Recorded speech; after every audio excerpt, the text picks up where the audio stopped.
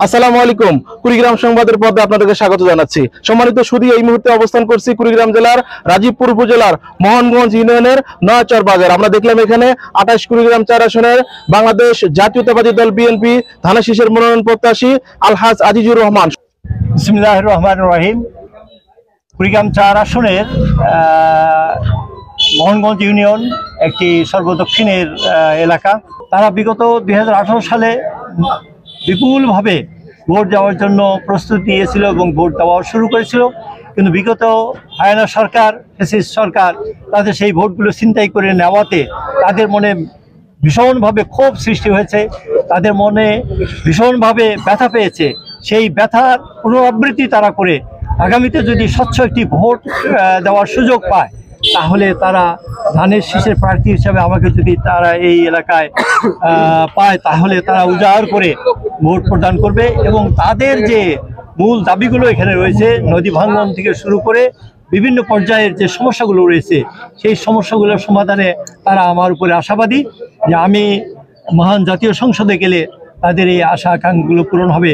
যেহেতু তাদের আশা আকাঙ্ক্ষার সাথে আমার কোনো গরমিল নেই, একাকার আমার সাথে তাদের সব ধরনের সমস্যার একীভূত, তাই এখানে এই এলাকার মানুষগুলো অধীর আগ্রহে অপেক্ষা করছে কখন সেই ক্ষণ আসবে যখন তারা ধানের শীষে আরেকবার ভোট দিয়ে এখানকার এই এলাকার মানুষের মধ্য থেকে একজন এই এলাকার দেশপ্রেমী, এলাকার মানুষের প্রেমিক একজন ব্যক্তিকে তারা মহান জাতীয় সংসদে পাঠাতে পারবে। আমি আশা করছি এই মানুষের এই প্রত্যাশা যাতে পূরণ হয়, এটার জন্য দল যদি আমাকে বিবেচনা করে মনোনয়ন দেন, তাহলে আশা করি একটি আশাপ্রদ রেজাল্ট আমরা এখান থেকে পাবো। কুড়িগ্রাম 4 আসনের এলাকাগুলো অত্যন্ত অবহেলিত অনেক আগের থেকেই, আর বাংলাদেশ হওয়ার পর থেকে আমরা বিএনপি থেকে এই সুযোগটা পাইনি কোনো উন্নয়নের। এখানে এই বিশেষ করে নদী অববাহিকার এলাকাগুলোর মানুষের প্রধানতম সমস্যা তাদের নদী ভাঙ্গন। এই নদী ভাঙ্গনে বাড়িঘর ভেঙে যাচ্ছে, রাস্তাঘাট ভেঙে যাচ্ছে, এখানকার শিক্ষা প্রতিষ্ঠানগুলো ভেঙে যাচ্ছে, হাট বাজারগুলো ভেঙে যাচ্ছে। এতে করে মানুষ অত্যন্ত কষ্টের মধ্যে দিন অতিবাহিত করছে। আমারও বাড়ি এই নদী অববাহিকায়, যার কারণে তাদের সমস্যার সাথে আমি একীভূত। আমি আশা করছি তারা যে সমাধানগুলো চায়, তারা যে উন্নয়নগুলো চায়, আমিও সেই উন্নয়নগুলোই করার জন্য আগ্রহী। আল্লাহর রহমত আমি সংসদে যেতে পারি, তাহলে সরাসরি ঢাকার সাথে রৌমারীর ট্রেন যোগাযোগের একটি ব্যবস্থা করে এখানকার একটা আমূল পরিবর্তন যাতে করা যায়, এখানে ইন্ডাস্ট্রি গড়ে উঠতে পারে, এখানে মানুষের কর্মসংস্থান হতে পারে।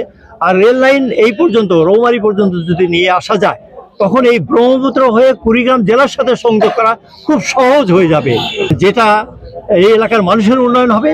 এবং সেই সাথে উত্তরবঙ্গের সেই দিনাজপুর থেকে শুরু করে লালমনিরহাট, কুড়িগ্রামের লোকজনও এই রৌমারী হয়ে ঢাকা যাওয়ার খুব সহজ পথ তারা পাবে। আমি আশা করব যদি দল সেই বিবেচনা করে, তাহলে এখানে একটি অত্যন্ত ফলপ্রসূ রেজাল্ট আমরা এখান থেকে পেতে পারি। এই আশাবাদ ব্যক্ত করে সবাইকে ধন্যবাদ জানাচ্ছি। আসসালামু আলাইকুম রহমতুল্লাহি ওয়া বারাকাতুহু। মাঠ পর্যায়ে বিবেচনা করে তারা প্রার্থী দিবেন এই আশা ব্যক্ত করে আজকের মধ্যে শেষ করছি। ভালো থাকবেন, খুব ভালো, আল্লাহ হাফেজ।